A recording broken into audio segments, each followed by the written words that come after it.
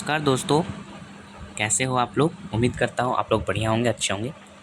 तो हम लोग जो पॉलिटी के क्रम में विभिन्न वीडियो की श्रृंखला से गुजरे हैं, उसमें एक श्रृंखला में एक पड़ाव नागरिकता का भी आता है। कहने का मतलब ये है कि पिछले कुछ कहने का मतलब है कि 10-15 दिनों में हम लोगों ने कुछ लेक्चर्स को देखा है। तो उस लेक्चर्स की श्रृंखला में आज का ये जो श्रृंखला है वो नागरिकता के विषय में है। नागरिकता क्या है, नागरिक क्या मतलब होता है, इन सभी टर्मिनोलॉजीज़ से हम गुजरेंगे। उससे पहले मैं आपको बता दूं कि पिछले अध्याय में हमने संघ एवं इसके राज्य क्षेत्र अनुच्छेद 1 से 4 को डील किया था। तो मैं उम्मीद करता हूं कि आप पिछले पूर्व अध्यायों को अपने पूरे ईमानदारी और निष्ठा से देखे होंगे। तो ये मानते हुए मैं इस श्रृंखला को लाया हूँ। जो छात्र या मेरे साथी अगर नहीं देखे हैं तो कृपया उन वीडियोज़ को ज़रूर देखें, आपके लिए वो लाभकारी सिद्ध होंगे। चलिए मैं बिना देरी किए इस वीडियो की शुरुआत करता हूँ, जिसका नाम है नागरिकता। इसमें हम लोग कुल 5 से 11 तक अनुच्छेद का डील करूँगा।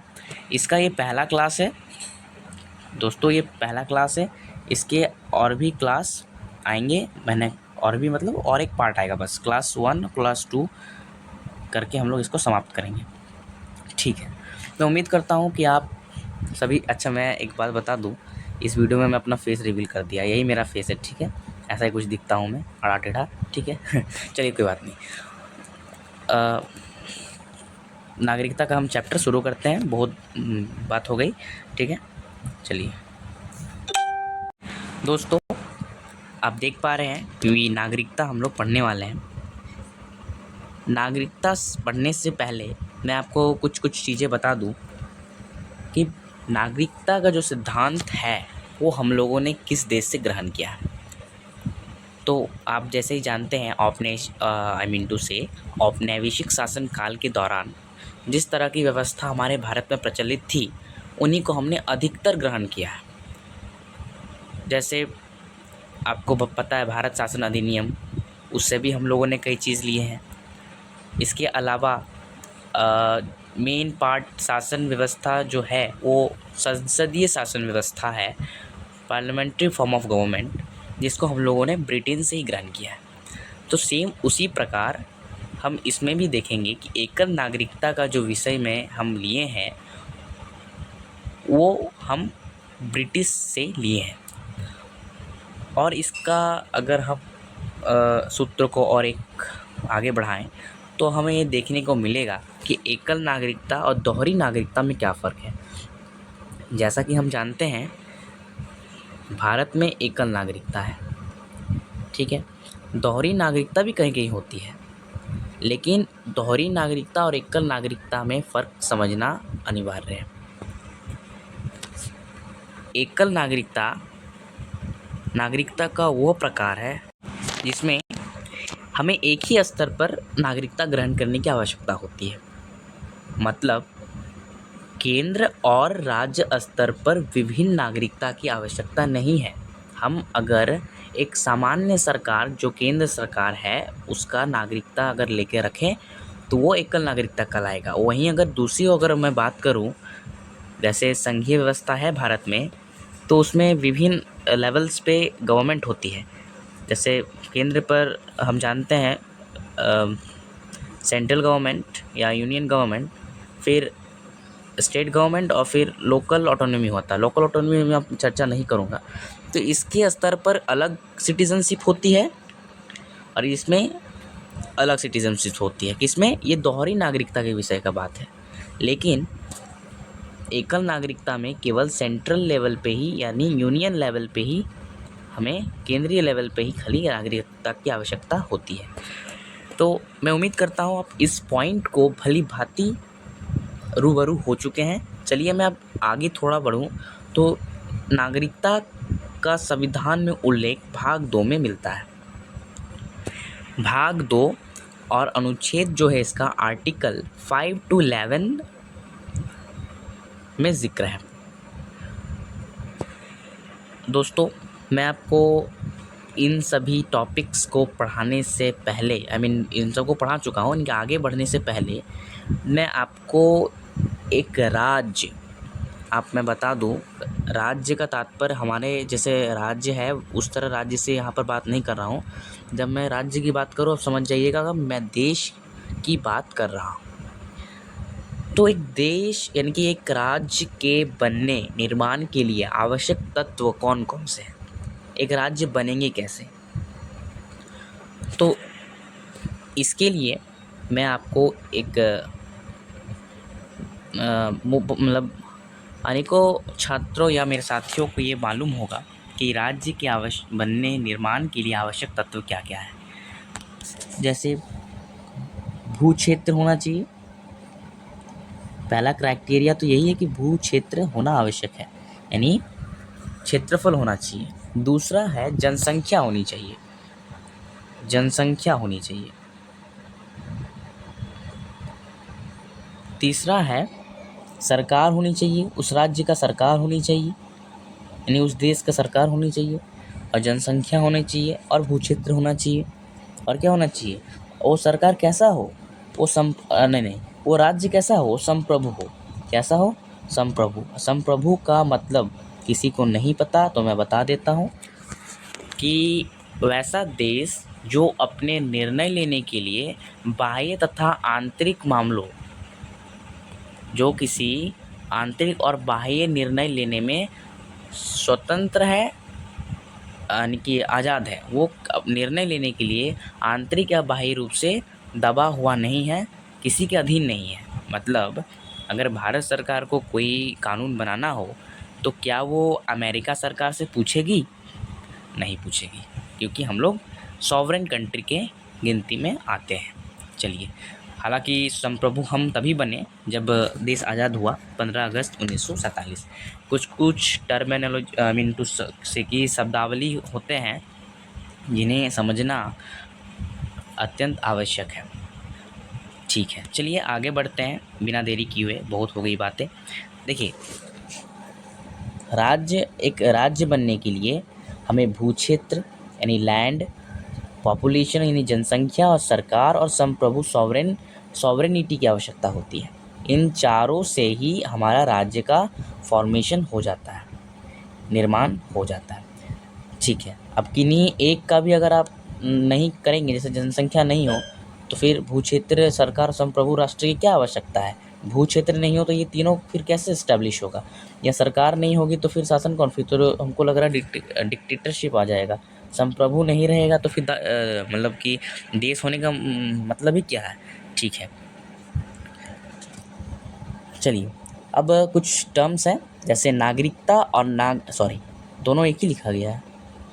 दोस्तों, इसको एक काम कीजिए, इसको, ये नागरिक है, ठीक है, ये नागरिक, एक मिनट, ये नागरिक है, ये नागरिक है। नागरिक और नागरिकता में क्या फ़र्क है?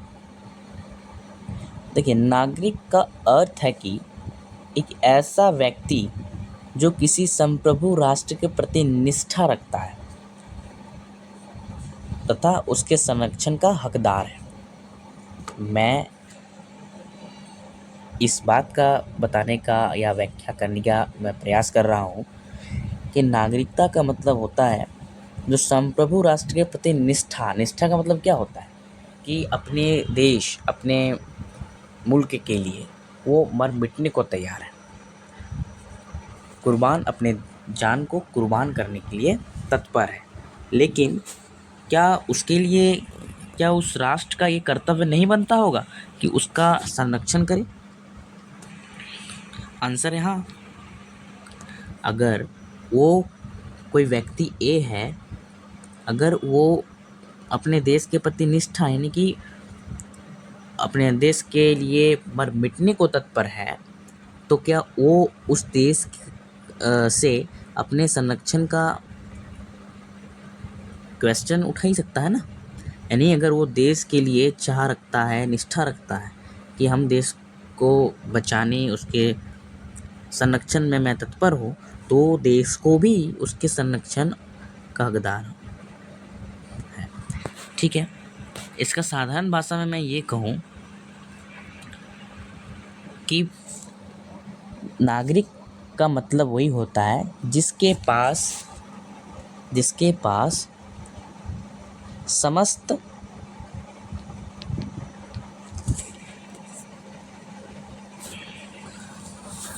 नागरिक, ठीक है, और राजनीतिक अधिकार है। राजनीतिक अधिकार है, यानी नागरिक का मतलब क्या हुआ, जो राष्ट्र के प्रति निष्ठा और उसके संरक्षण का हकदार है। यानी कहने का मतलब यही हुआ कि वो नागरिक वही है जो समस्त नागरिक अधिकार और राजनीतिक अधिकार रखता हो। ठीक है।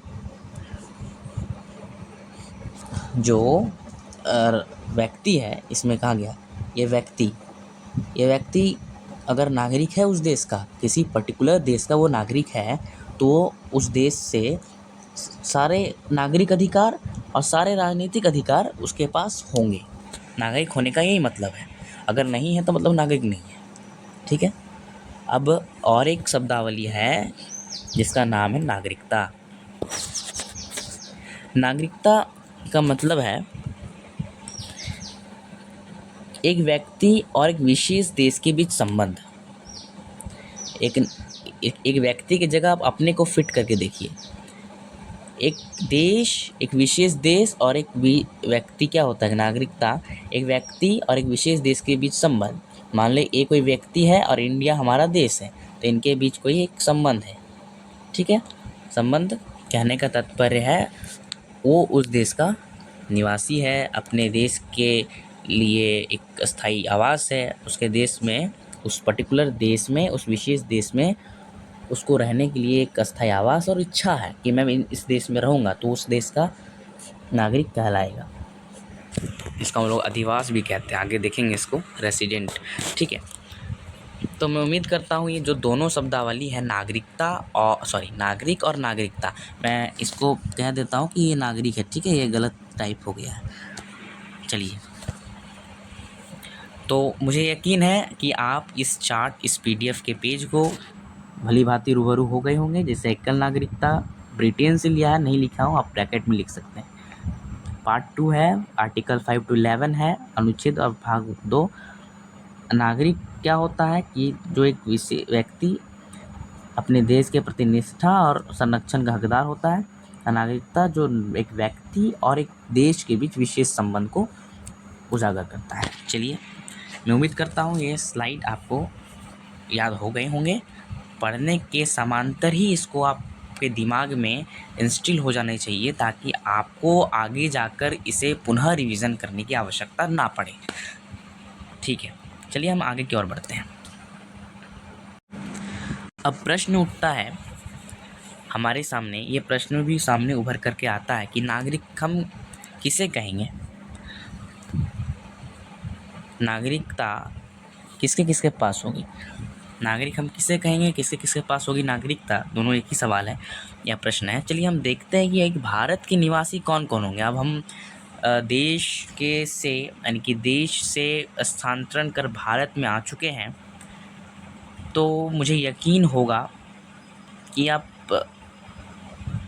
भारत के कंटेक्स्ट में पढ़ेंगे और आप पूर्व जो हम देश थे उसको आप अब भूल जाइए कि देश हमारा भारत है। भारत के संदर्भ में बात करना चाहेंगे। ठीक है, और आप इसको देखिए, भारत के निवासी कौन कौन हो सकते हैं।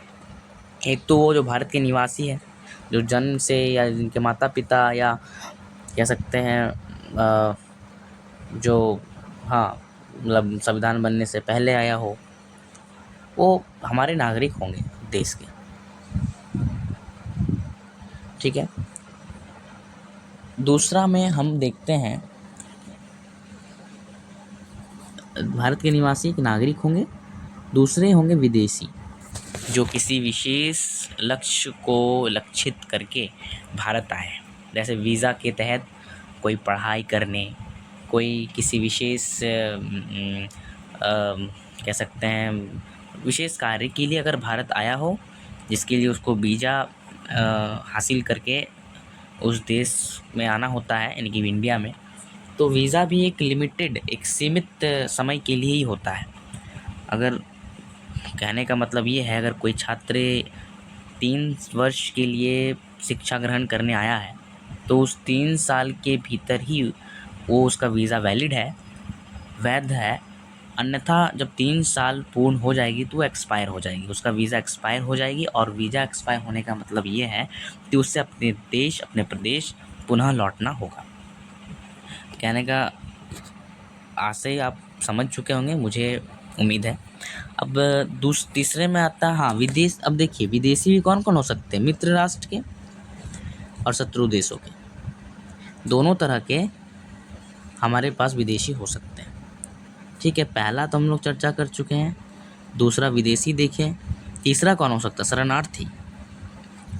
शरणार्थी रिफ्यूजीज़ जो होते हैं, जो इंडिया में आकर किसी कारणवश जब अपने देश में, अपने प्रदेश में जब गृह युद्ध हो, कोई ऐसे असमंजसता फैल जाए, अव्यवस्था फैल जाए, तो वो वहाँ से उस देश, अपने देश को छोड़ करके शरणार्थी बन जाते हैं।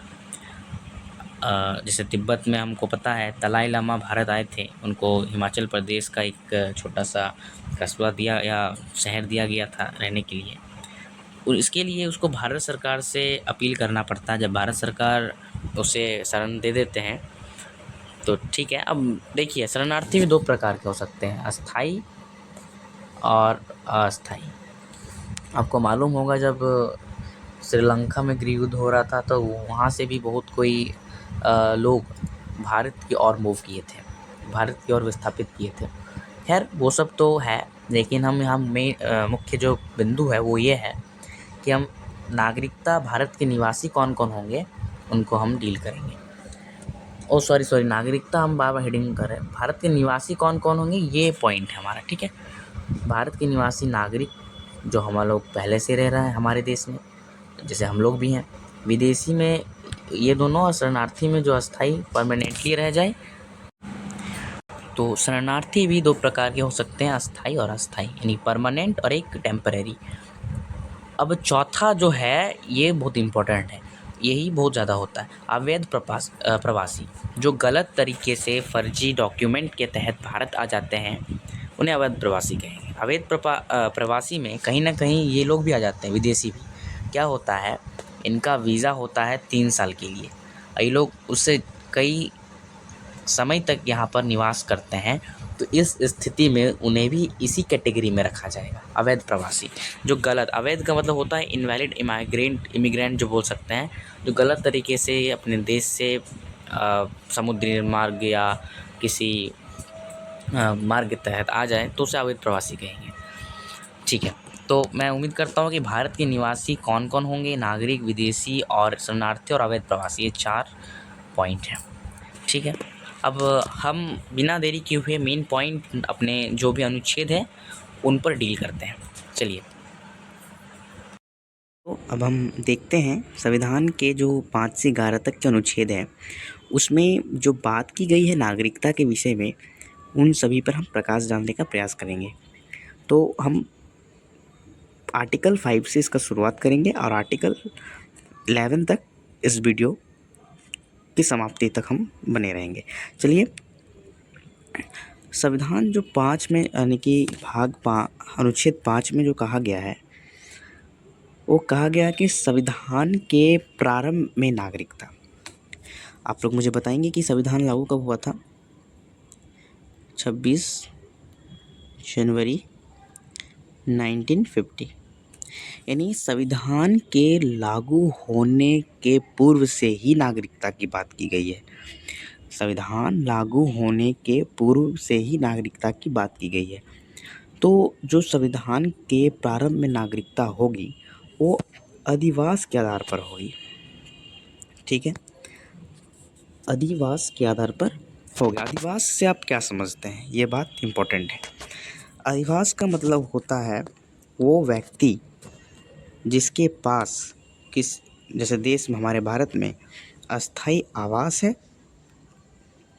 ठीक है, और अस्थाई आवास के साथ वो इस देश में रहने की इच्छा रखता हो, यानी इंडिया में उसका कोई एक परमानेंट सेटलमेंट और एक इच्छा हो, यानी कि देश में रहने की इच्छा हो, तभी उसको हम लोग अधिवास कहते हैं। तो अगर संविधान के प्रारंभ में नागरिकता की जो बात की गई है वो अधिवास के आधार पर होगी। देखते हैं वो क्या क्या है। देखिए, इनमें 3 क्राइटेरिया है। ये पहला है, एक दूसरा है, एक तीसरा है। अब इन तीनों में से कोई एक भी अगर फुलफ़िल करता है तो वो इंडिया का यानी भारत का नागरिक बन सकता है। पहला क्या है, जिनका जन्म भारत में हुआ है वो भारत का नागरिक बन सकते हैं। दूसरा, जिनके माता या पिता में से कोई एक भारत में जन्मे हो, यानी या लिख लीजिए यहाँ पर, ठीक है, या कोई एक भी क्राइटेरिया अगर फुलफ़िल करता है तो वो भारत का सिटीज़न बन जाएगा। दूसरा है, जिनके माता या पिता में से कोई एक भारत में जन्मा हो, वो भी भारत का नागरिक कहलाएगा। ठीक है। तीसरा है, संविधान लागू होने के 5 वर्ष पहले से भारत में रहते हो। ठीक है। जैसे मैंने क्या कहा, संविधान लागू कब हुआ? 26 जनवरी 1950।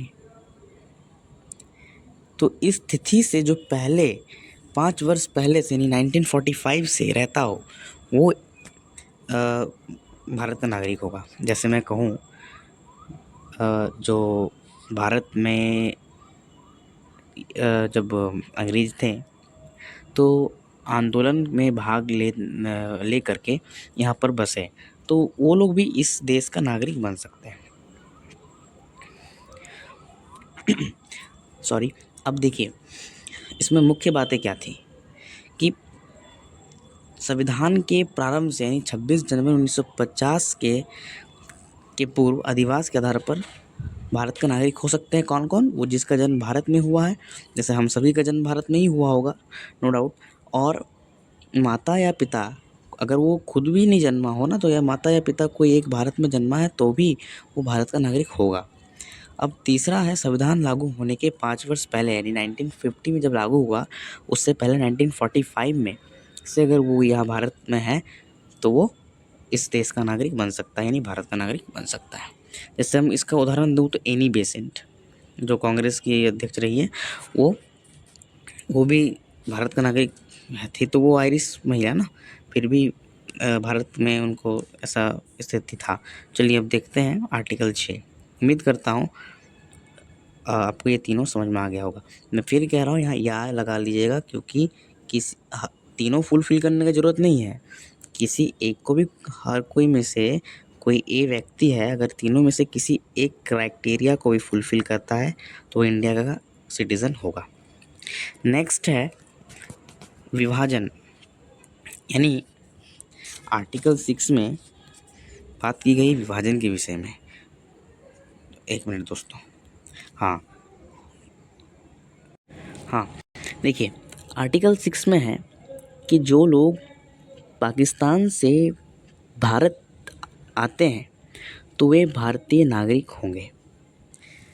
मतलब जैसे मैं बात करूँ, जो ब्रिटेन के प्रधानमंत्री थे क्लेमेंट एटली, उसने भारत को आज़ाद करने की घोषणा कब की थी? ये घोषणा उसने की थी 20 फरवरी 1947। और कब तक बोले थे कि भारत को आज़ाद कर देंगे? जून 1948 तक भारत को आज़ाद कर देंगे। हालांकि इससे पहले हो गया, नो डाउट।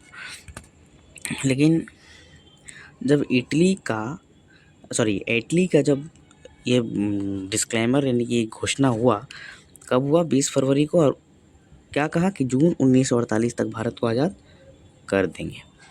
तो इसी से एक हमारा स्थिति को याद रखिएगा, ठीक है? मैं आगे इसका जिक्र करूँगा। तो देखते हैं। तो इसमें कहा गया है, जो लोग पाकिस्तान से भारत आते हैं तो वे भारतीय नागरिक होंगे, लेकिन शर्त क्या है? वो खुद या उसके माता पिता या उसके दादा दादी अविभाजित यानी जब भारत का और पाकिस्तान का विभाजन नहीं हुआ था, तब भारत में जन्मे थे, ठीक है, तो वो भारत का नागरिक होंगे। दूसरा कि अगर ऐसा कोई है जिसके माता पिता अविभाजित भारत में या दादा दादी जन्मे हैं, तो फिर पाकिस्तान से जो लोग आएंगे उनकी तादाद बड़ी संख्या में होगी। तो इसी को देखते हुए एक डेट ऑफ परमिट जारी किया कि 19 जुलाई 1948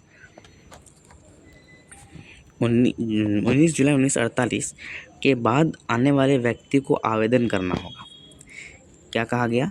भले ही कि जिनके माता पिता या दादा दादी अविभाजित भारत में जन्मे भी होंगे, तो इस तिथि से पहले तो वो आ सकते हैं, नो डाउट, लेकिन अगर इस तिथि के बाद यानी 19 जुलाई 1948 के पहले तो आ सकते हैं, लेकिन 19 जुलाई 1948 के बाद अगर वो आते हैं तो उनको आवेदन करना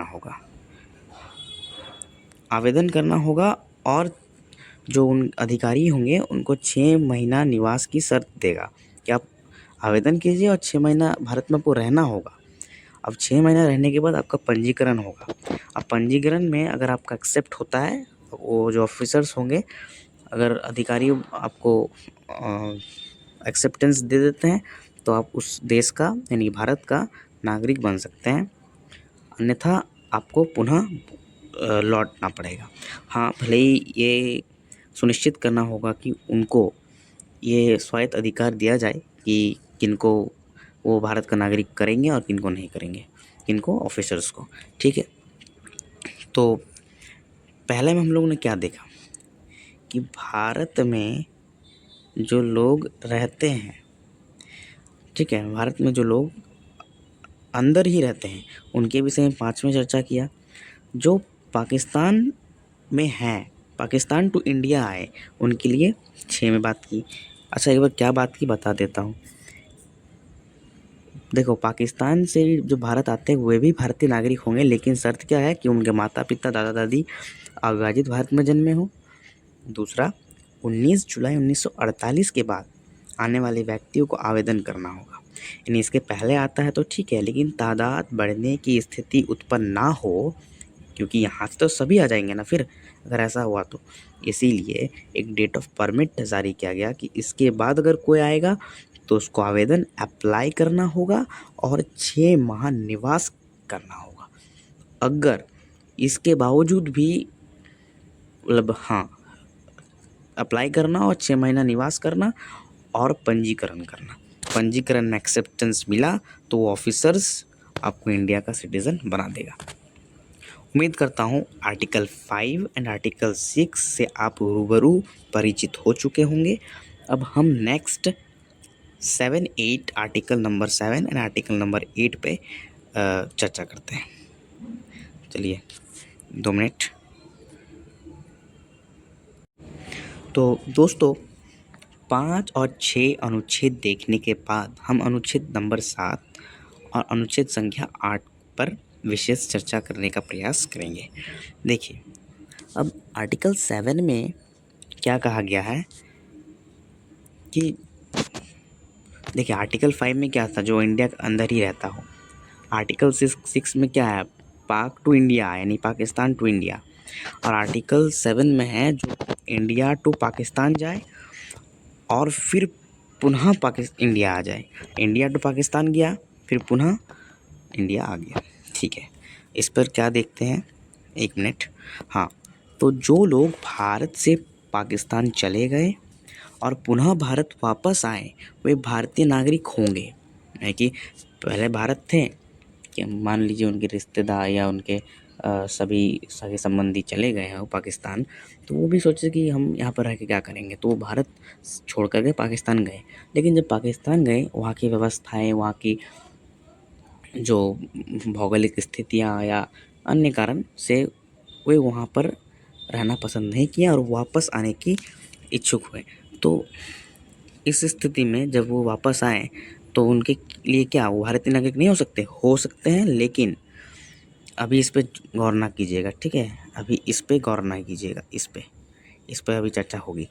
तो कहा गया कि वो लोग भी भारतीय नागरिक हो सकते हैं जो भारत से पाकिस्तान गए किसी कारणवश और पाकिस्तान से वापस भारत आ गए किसी कारणवश, वो भारतीय नागरिक होंगे। लेकिन कहा गया कि 1 मार्च 1947 के बाद पाकिस्तान जाने वाले लोग भारतीय नागरिक नहीं होंगे। मतलब कि जो हम लोग पहले देखे थे डेट ऑफ परमिट 19 जुलाई 1948, इसके तहत ही अब ये लोग भारत में नागरिक बन सकते हैं। ठीक है, यानी कि अगर 1 मार्च 1947 के बाद पाकिस्तान जो लोग चले गए ना, वो अब इंडिया सिटीजनशिप को खो चुके होंगे। मेरी बात को आप समझ पा रहे हैं? 1 मार्च 1947 के बाद जो पाकिस्तान गए, वो इंडिया के नागरिकता को गवा बैठे होंगे और उनके पास इंडियन सिटीजनशिप का कोई नामो निशान नहीं है। अब वो पाकिस्तान की नागरिक बन चुके हैं। जब ये पाकिस्तान के नागरिक बन चुके हैं, तो जो हम लोग पहले क्राइटेरिया देखे थे कि 19 जुलाई 1948, क्योंकि अब वो पाकिस्तान चले गए तो पाक टू इंडिया आना होगा। जैसे कि हम लोग ने देखा पाक टू इंडिया यानी पाकिस्तान से भारत, तो ये सेकंड केस में आ गया अनुच्छेद नंबर 6। तो पाक टू इंडिया कैसे आ सकते हैं? हम लोगों ने पहले चर्चा किया, जिनके माता पिता या दादा दादी वो तो ठीक है, लेकिन जन्मे हो, लेकिन अगर 19 जुलाई 1948 के बाद आता है तो आवेदन करना होगा और 6 महीना रहना होगा और पंजीकरण कराना होगा। यानी केस नंबर 2, जो पहले केस नंबर 2 नहीं, अनुच्छेद नंबर 5 को फॉलो करना होगा। मैं आपको एक सारांश में समझा देता हूँ। देखिए, जो लोग इंडिया से यानी भारत से पाकिस्तान चले गए और फिर से इंडिया आने की चाह रखते हैं, तो वो इंडियन सिटीजनशिप, इंडियन नागरिकता यानी भारतीय नागरिकता को ग्रहण करेंगे। वो नागरिक होंगे भारत के। लेकिन 1 मार्च 1947 के बाद जो पाकिस्तान में गए हैं, वो भारतीय नागरिक नहीं होंगे। तो फिर क्या उनको फिर से एज आ इंडियन सिटीजनशिप रिकॉग्नाइज नहीं किया जाएगा? किया जाएगा बाय आर्टिकल 5। अब वो लोग क्योंकि यहाँ के सिटीज़न बन गए ना पाकिस्तान के, तो पाकिस्तान के बन गए, तो वो लोग केस यानी कि आर्टिकल 5 से आएंगे, पाक टू इंडिया आएंगे। अब पाक टू इंडिया आने के लिए डेट ऑफ परमिट है कि 6 महीना रहना पड़ेगा, अप्लाई करना पड़ेगा पहले, फिर 6 महीना रहना पड़ेगा, फिर पंजीकरण होगा, उसमें एक्सेप्टेंस मिलता है, उसमें अगर उसको स्वीकार मिलता है तो स्वीकारा जाएगा, तो वो उस मतलब कि भारत का नागरिक बन जाएगा। ठीक है, अब नेक्स्ट है आर्टिकल नंबर 8। मैं फिर एक बार समझा देता हूँ। देखिए, जो लोग इंडिया से पाकिस्तान गए और पुनः इंडिया आ गए, वो इंडियन सिटीजनशिप को वापस ले सकते हैं। लेकिन 1 मार्च 1947 के बाद जो लोग गए हैं, वो इंडियन सिटीजनशिप यानी भारतीय नागरिक नहीं होंगे।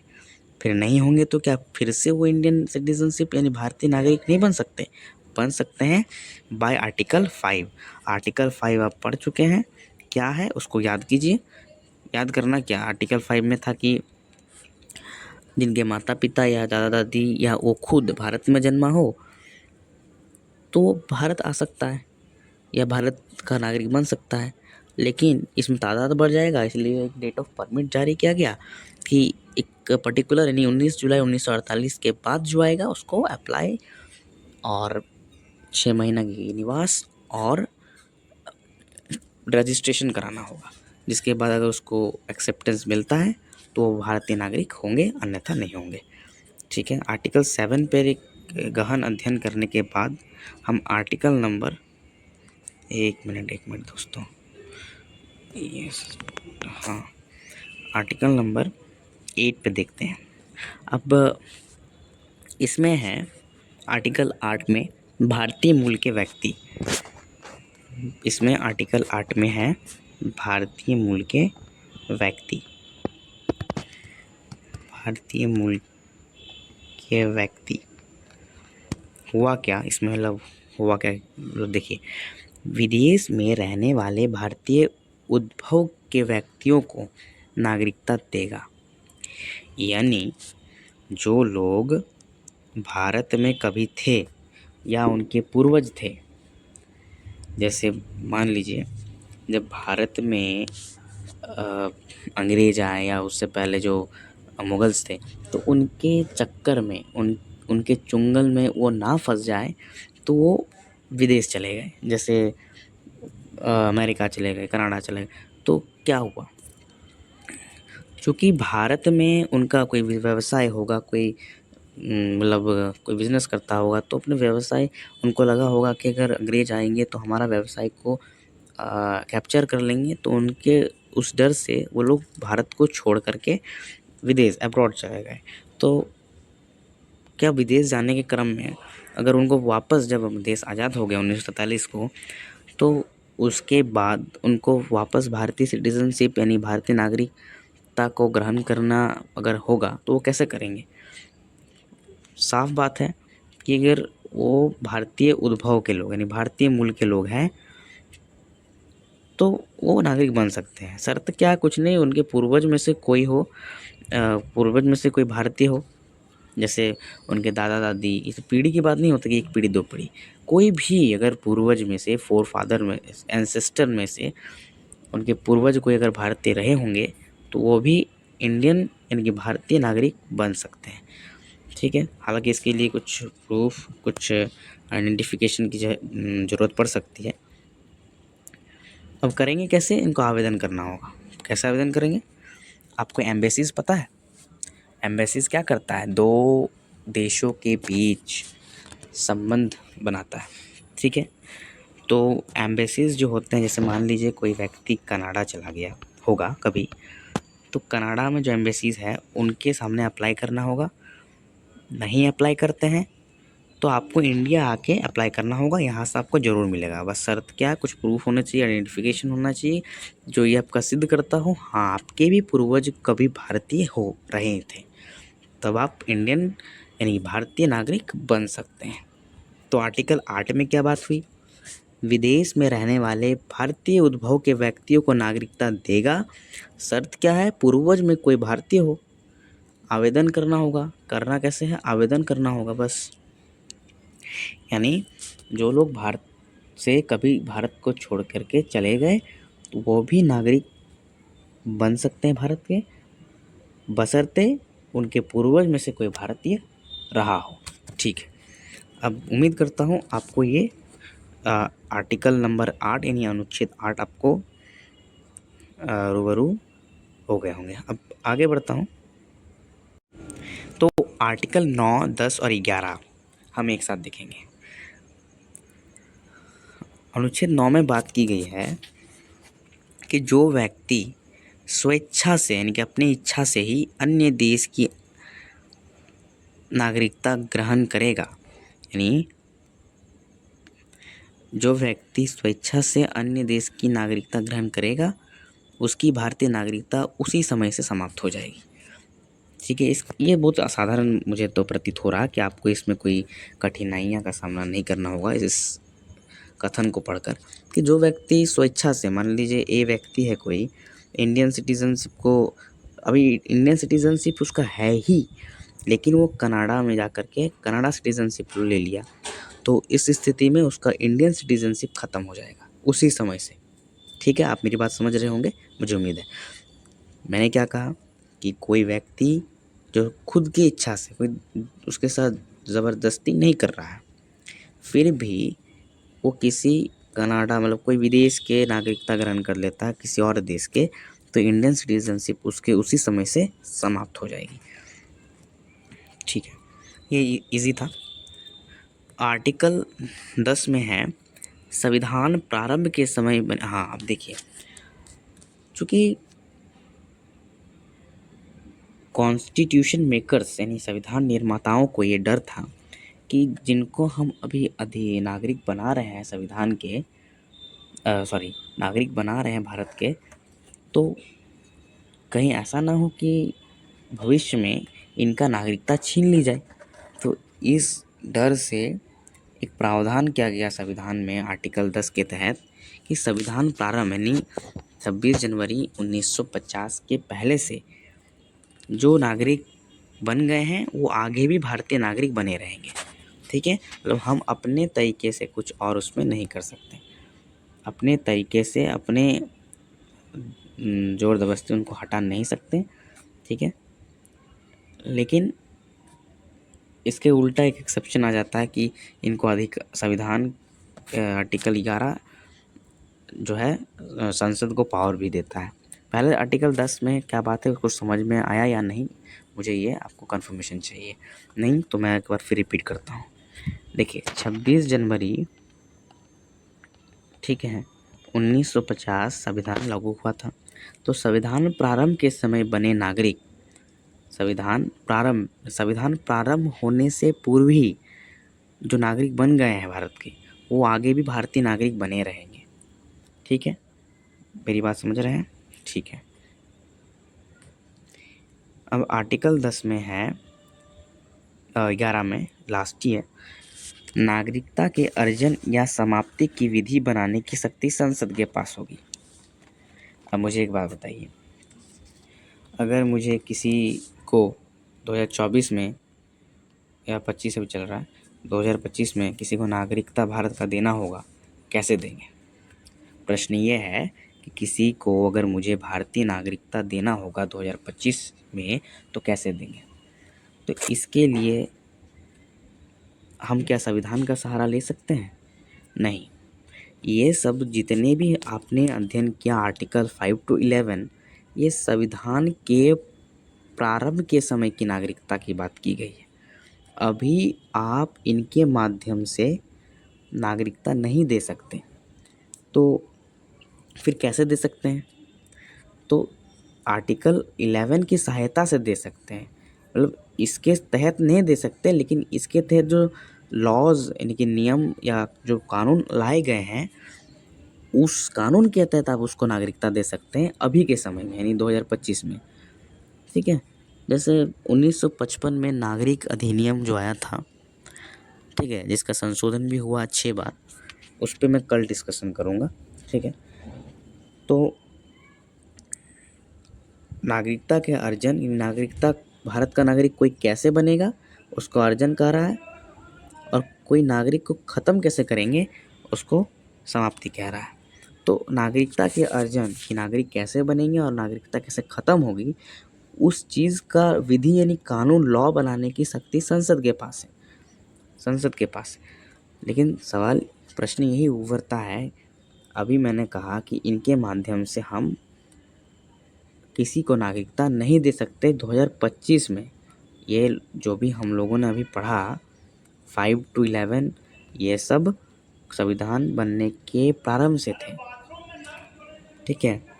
पर अभी अगर किसी को हमको नागरिकता देना हुआ 2025 में, तो हम इस आर्टिकल में जो कानून लाए गए हैं, इस आर्टिकल के सहायता से उस कानून के तहत हम नागरिकता ज़रूर दे सकते हैं। अब मुझे उम्मीद है कि आप मेरी बात को समझने में समर्थ हैं। अब देखते हैं कि, अब देखिए, अर्जन, जो नागरिकता अर्जन की 5 तरीके हैं और नागरिकता समाप्त करने के 3 तरीके हैं। अब आगे हम कल मुझे उम्मीद है कि आप पूरा समझ रहे होंगे मेरी बात को। 5 यानी कि आर्टिकल अनुच्छेद 5 से 11 तक के अनुच्छेदों से आप भली भांति परिचित हुए। उम्मीद है कि कल मैं कुछ प्रश्न भी लेकर के शायद आऊँ, शायद नहीं, पक्का आऊँगा, तो उस प्रश्नों को हल करने में आप समर्थ होंगे, ठीक है। तो उम्मीद करता हूँ दोस्तों आपने इसे लेक्चर में आनंद उठाए होंगे, और 5 to 11 आर्टिकल जो थे उनको आप भली भांति अपने दिमाग में सेट कर चुके हैं, और कोई भी आपको सोते हुए भी पूछे तो आप बता सकते हैं। Thank you very much for watching this video. Thank you दोस्तों, ठीक है।